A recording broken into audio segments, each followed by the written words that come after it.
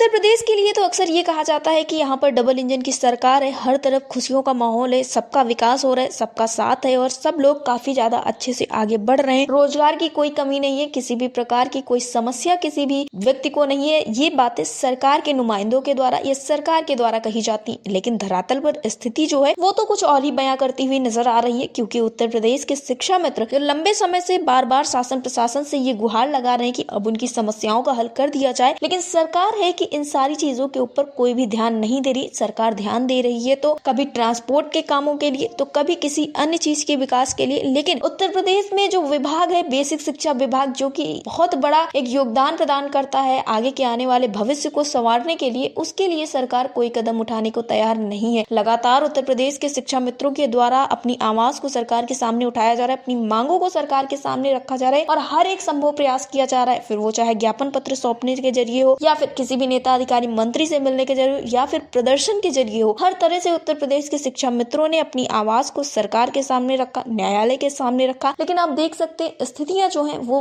10 की 10 बनी हुई हैं। स्थितियों में कोई बदलाव देखने को नहीं मिल रहा है। हाँ, बस एक स्थिति बदलती हुई नजर आ रही है, वो है शिक्षा मित्रों की स्थिति। वो बद से बदतर होती हुई चली जा रही है। शिक्षा मित्र इतना ज्यादा परेशान हो चुके हैं, वो मानसिक आर्थिक रूप से हर एक तरह से काफी ज्यादा परेशान है, लेकिन फिर भी सरकार के ऊपर कोई असर नहीं पड़ रहा है। देखने को मिला कि देश के कई ऐसे राज्य हैं जो शिक्षा मित्रों के लिए या बेसिक शिक्षा विभाग से जुड़े हर एक शिक्षक के लिए काफी अच्छे कदम उठाए गए हैं। समान कार्य समान वेतन जैसी चीजें लागू की है, नियमितीकरण तक किया गया है, मानदेय में वृद्धि देखने को मिली। लेकिन उत्तर प्रदेश में ना तो नियमितीकरण को लेकर सरकार बात कर रही है, ना तो समान कार्य समान वेतन को लेकर कोई बात कर रही है और ना ही मानदेय वृद्धि को लेकर कोई बात कर रही है। और यही तीनों चारों समस्याएं ऐसी समस्याएं हैं जो शिक्षा मित्रों की मुख्य समस्या है। क्योंकि शिक्षा मित्र स्वयं सरकार से ये कहते हुए नजर आते हैं कि शिक्षा मित्रों को किसी भी समस्या का सरकार हल करे ना करे, लेकिन जो उनकी आर्थिक स्थिति है उसमें पहले सुधार कर दे, उसके बाद एक एक करके समस्याओं का हल करती रहेगी सरकार, फिर शिक्षा मित्रों को कोई भी समस्या नहीं होगी। लेकिन सरकार है कि पहले कभी स्थानांतरण को लेकर शासनादेश जारी कर देती है, तो कभी मूल विद्यालय वापसी, तो कभी बीमा की बात हो जाती है। लेकिन इन सारी चीजों से शिक्षा मित्रों को